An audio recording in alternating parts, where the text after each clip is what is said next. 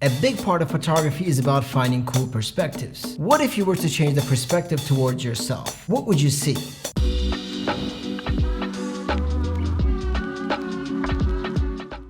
My name is Barry Salkis, and in this channel we talk about photography and filmmaking, and heavily touch on creativity. Today we're talking about self-exploration. Let's understand what self-exploration is first. Self-exploration is the process of gaining a deeper understanding of yourself. It involves exploring your thoughts, emotions, and getting familiar with your experiences. And all of this is done to gain a deeper understanding of who you are. But why do I link self-exploration with creativity? In fact, I believe self-exploration is the main pillar in the world of creativity. You might disagree, and that's okay. And in fact, that's the whole point of this video. You see, there is no right or wrong answer in terms of how to increase creativity. There are psychological answers, but there are very little of us that base their feelings or lack of inspiration on social science. Instead, most of us just binge watch a show on Netflix and just lay on the couch and just consume endless amount of garbage food trying to be stimulated. Now, because there is no right or wrong answer to be more creative or to get out of ruts, what we need to do instead is self-exploration. Study our own feelings. No one else can do this for us. Why do we put on Netflix when things feel uninspiring? What secretly inspires and motivates us to talk about what we're passionate about for hours? These are questions you can have an answer to when you put in practice to explore your mind's backstage. If I have not convinced you that self-exploration is extremely important to boost creativity, let me tell you some more things that I think you need to hear. Self-exploration or self-discovery will help you stay focused. If the link between who you are and what you want to create is solid, you'll be on an endless creative flow. Congrats! That's the creativity hack. The way you know what you create aligns with who you are is by self-exploring. Bingo. Let me give you an example. You have a firm belief that creativity comes from a person's inner self. And you live your life by wondering how the mind works, and when you get really excited when you realize and learn about new things. So you create videos talking about your weird interest about why things are the way they are, and not so much how things are the way they are. Does that sound familiar?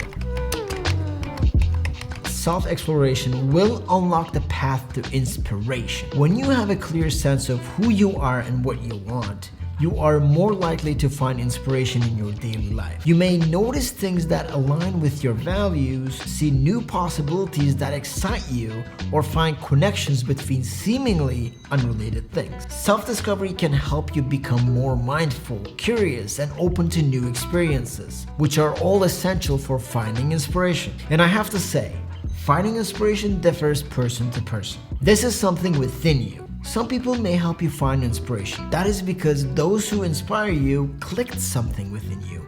It's not just luck. Sometimes there are patterns you need to follow to find inspiration, strictly unique to you. But in order to realize those patterns, you need to look at yourself. You need to look at yourself from a bird's eye view. It's all about your perspective towards yourself. You've heard of the next thing I will tell you. Creative blocks. It is such a common and somewhat of a cliche topic now. Creative blocks are very frustrating. Self-exploration will help you identify the root causes of these blocks. Is it fear? Is it self-doubt or lack of inspiration? By finding these issues, you, the creative, can develop strategies to overcome your creative block. You know how we talked about patterns when it comes to finding inspiration?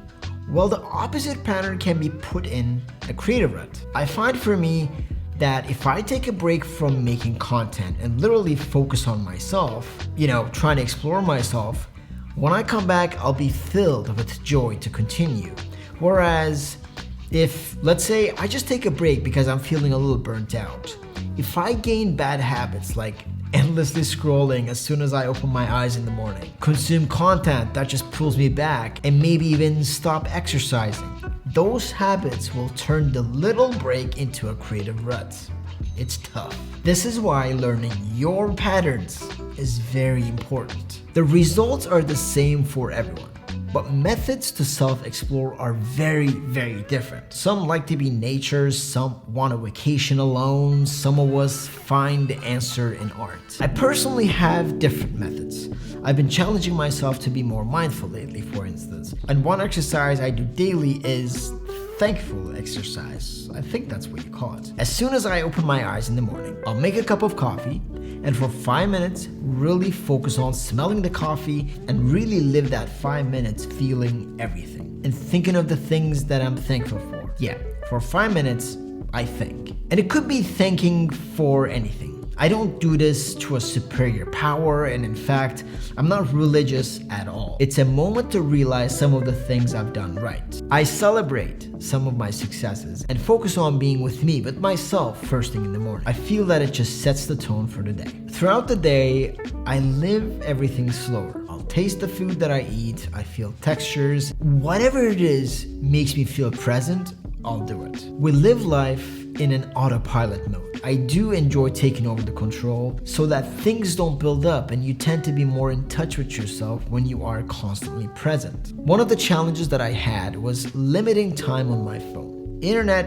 is income, and trying to make a social media a way to monetize my passion requires a lot of work, especially in the beginning. And me being in this process, it's very hard to say no to my phone when you feel like you're constantly missing out. But it's not impossible. And it gets a lot easier when you realize where certain feelings like feel of missing out lies within self-exploration. Towards the end of my day, I take time to journal. I know I'm sounding a lot like Matt Diavala right now, but not quite, because I'm not doing cold showers. Well, 90% of the time I'm not. And I'm actually so lucky that I have a friend who's an author, and she actually has her own journals. This is the Courage to Change journal. It's just so great. I take about 5 minutes reflecting on my day. I was never into journaling because it sounded a lot like a responsibility, but I realized that sometimes responsibilities are good. Building healthy habits are good. The link for the journal will be down below. So this was a deep one, and self-exploration and self-discovery and asking myself why some things are the way they are really changed my life and directly benefited my creativity. What I'm gonna say right now is not so much about creativity, but when reflecting and exploring yourself, don't be biased and see things the way they are. Point the lens towards yourself. Keep on discovering, keep on learning more about your habits, and think about what makes you your most creative self. I'll see you in the next one. Thank you. For Romeo, 3 contact. 1-4 Bravo, 1-4 Bravo. This is control. Message over.